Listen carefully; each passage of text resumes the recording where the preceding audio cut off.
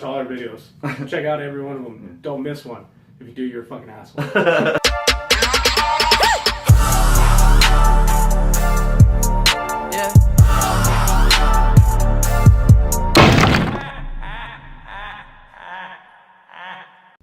Heroes in a half shell. Turtle power. Woo, what's up, guys? So here we are with our spoiler review of Teenage Mutant Ninja Turtles. Hopefully you guys liked our other review, but we're about to get into some deep stuff right here. So again, spoiler alert. Yeah. Do not watch this until you've watched the movie, or if you just don't give a shit about secrets being given up. You want to watch this so bad. All right. So in this one, if you watched our other one, you saw our rating system. So what we will do, both of us said streaming in that one. You guys already know that that's what it is if you watched that one. Maybe we should explain what the rating is for anybody that didn't watch it. Alright, go ahead then. Go ahead, you explain it. So what we'll do is we'll explain it. We got 4. Yeah, 4? It's 4. Still can't count. So we got 4 different categories for how we're going to rate our movies from here on out. 1 is full price. You know, it's good enough to go pay for the whole thing. 2, it's alright, go catch a matinee. 3 is stream. It wasn't completely horrible, but don't waste your money. 4, Fantastic Four. Garbage. Worst thing ever made. And that's the rating system. Good job. So anyway, guys, so we're just going to get right into it. I'm going to jump to B-Man. He's going to give me a bunch of his favorites with his spoilers. So what do you got for us? So my number one thing that I absolutely liked about this movie, and I gave it in the spoiler-free one, but I'm going to touch more on it, is Bebop and Rocksteady.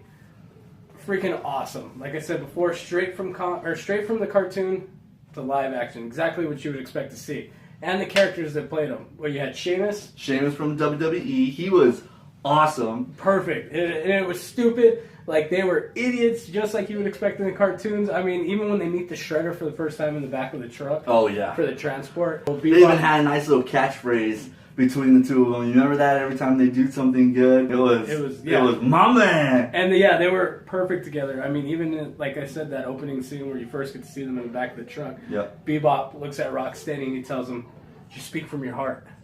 And then he's all, "Mr. Shredder, dude." I mean, it's great. He's like, "I really enjoy your work, especially your early stuff." I mean, it is so perfect. It was like they look up to this Shredder. They meet Shredder because he's getting transported from one prison to the other, and Bebop and Rocksteady just happen to be in this transport vehicle with him. Yeah. So that's actually how they meet him. And then as he's getting away, because his foot soldiers come in, which is actually one of my favorite parts, is because the action scenes in this movie were actually really good. Yeah. Minus the last scene was kind of But, everything leading up to that was actually really cool action. You had foot soldiers all over the van, cutting it open. The turtles came flying in. With a garbage truck. Yeah. Actually, and that's another thing I like, too, is because the other turtle van at the end of the first one, it looked like shit. Yeah, and it was all tiny. You got these big-ass This one was cool, man. It was shooting out manhole covers. Had the giant arms on the side with the nunchucks. Oh, my God. It was amazing. So, yeah, the Foot Clan come rushing in. They try to freaking get Shredder out of the thing. Bebop and Rocksteady are in there.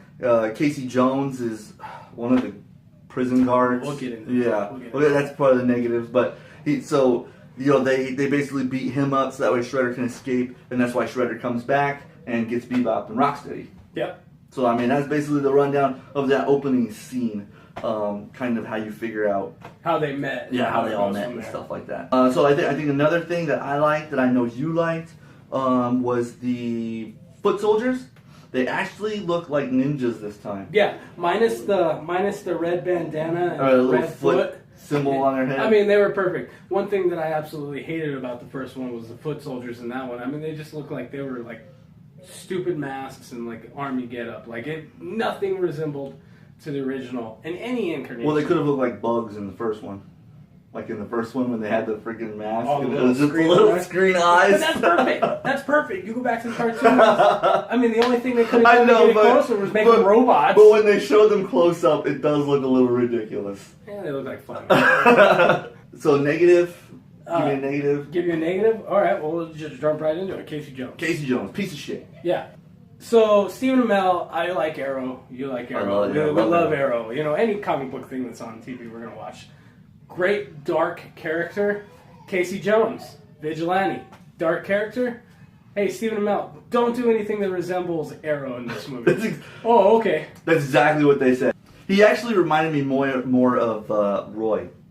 Yeah. Arrow. If anybody watches Arrow, you'll know what I'm talking about. You know, Roy's this little sidekick, little goofy, guy. But that's more what he reminds me of. Not Casey Jones, who's wearing his mask all the time, which he has his mask on for 5 minutes in this movie. Yeah, literally the one fight scene that you see in the previews, that's the only time you see him with his mask. I mean, he's in the whole damn movie, but he never wears it. And then another stupid part about that is he's literally talking with his mask on, talking shit to the Foot Clan and everything like that, whooping their asses, and then all of a sudden, April O'Neil's, "What's your name?"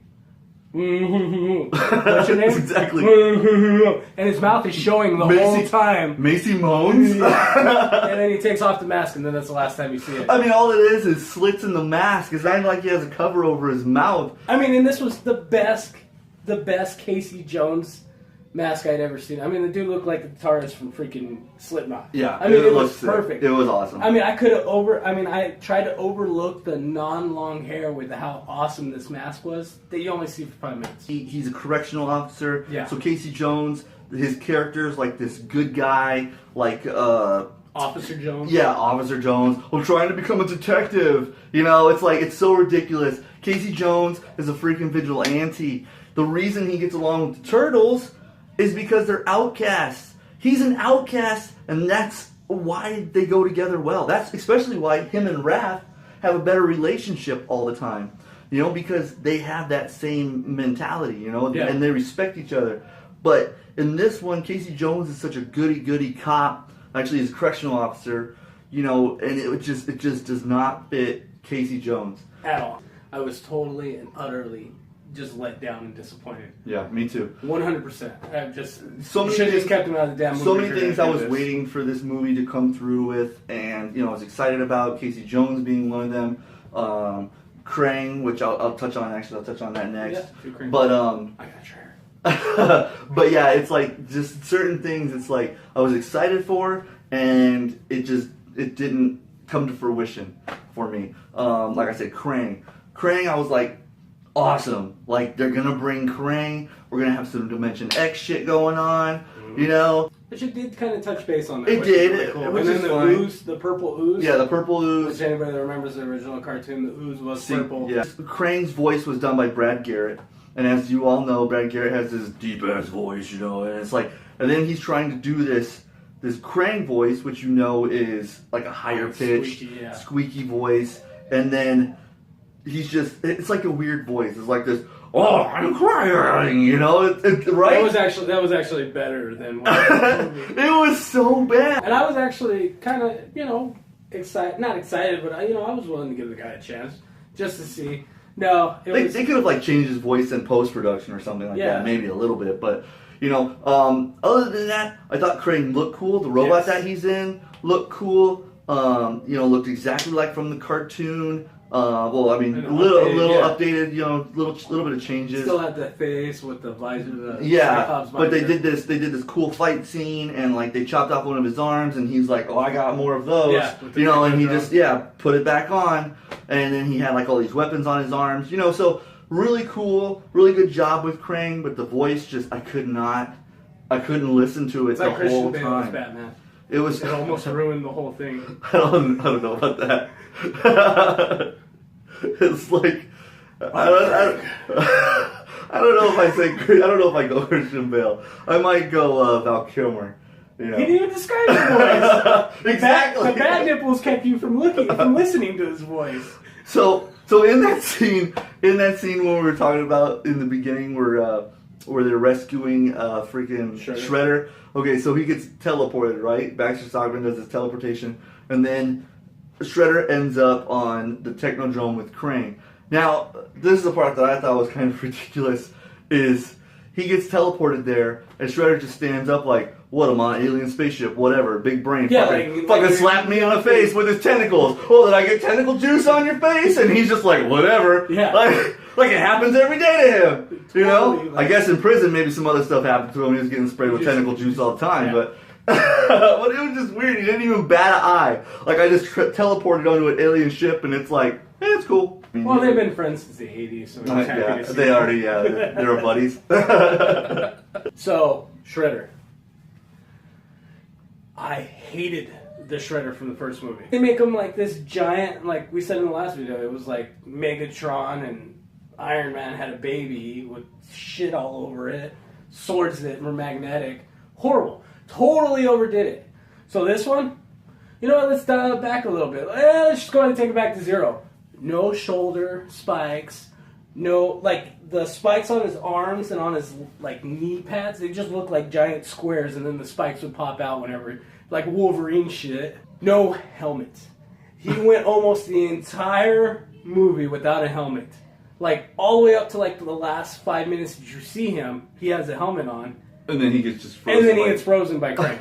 and then that's another thing. He didn't do shit this whole movie. It was like he was pointless in it. Yeah, completely pointless. Like, oh, we better put Shredder in it. Who did we forget when we were making this movie? Oh, Shredder. Oh, shit, let's just add a couple scenes and put him in it. Like, they could have just had Baxter Stockman be the main antagonist, bringing Krang to Earth. Yeah, like, exactly. Shredder absolutely did nothing in this movie, other than bring Bebop and Rocksteady in. That was about the only part. And all he did was stand there and he was like, make super soldiers. Yeah.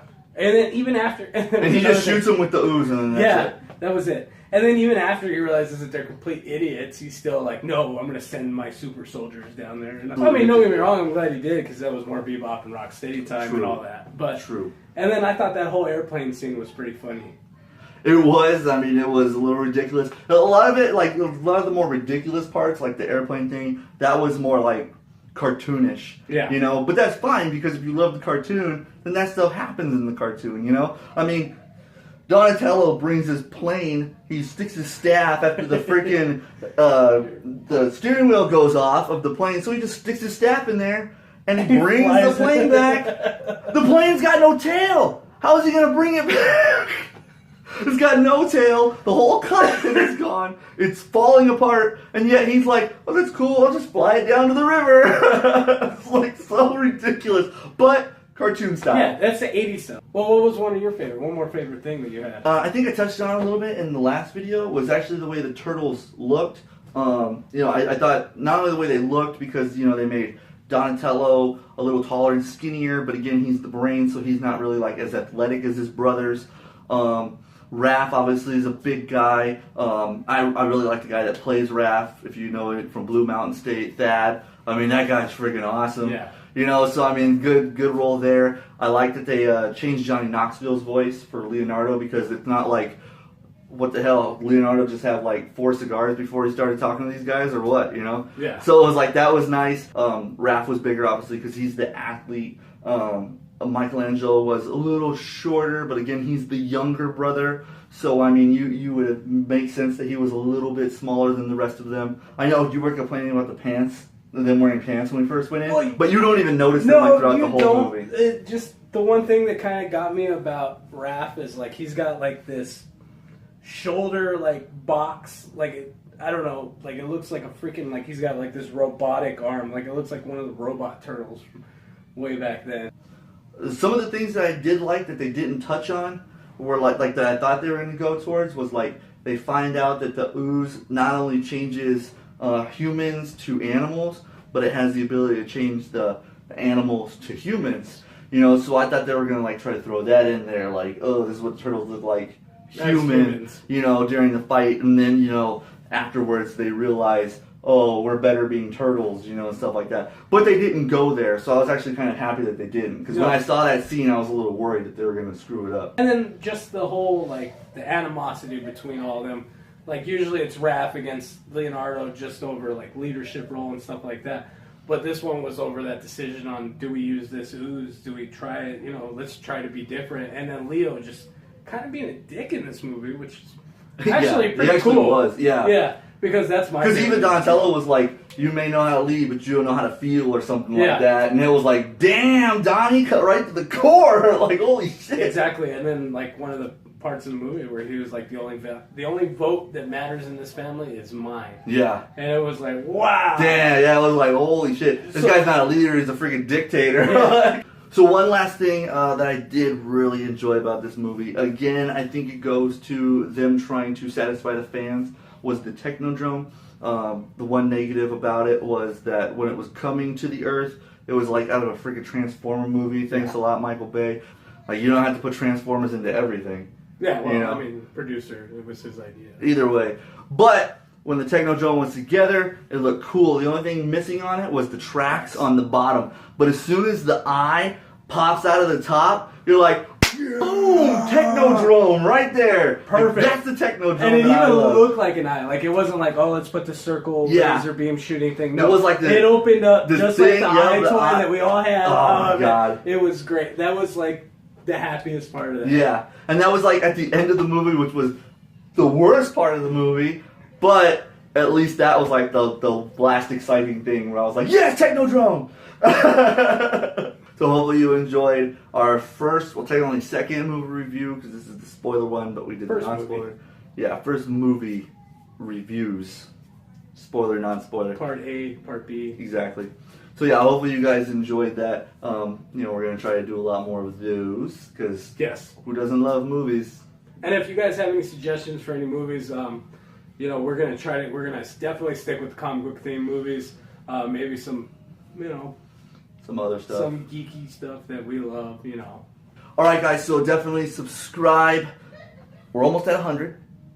Got the gift card coming out. If not, somebody's gonna steal it. I'm gonna keep. Hit that like button so that we know that you guys are liking our content. Comment down below on any movies you want us to review or any challenges you want us to do. Because Lord knows we'll do it all. We love them. We love the challenge. Heck yeah. Anything to make you guys happy. And also our food reviews. We won't forget about where we started. We're still going to try to get those out to you guys. Yeah, definitely we'll be doing that. You know, we're trying to do so much more for you guys. Alright guys, so with all that said, the next time you choose to spend your hard-earned money, make sure you choose smart. Bye guys. Bye.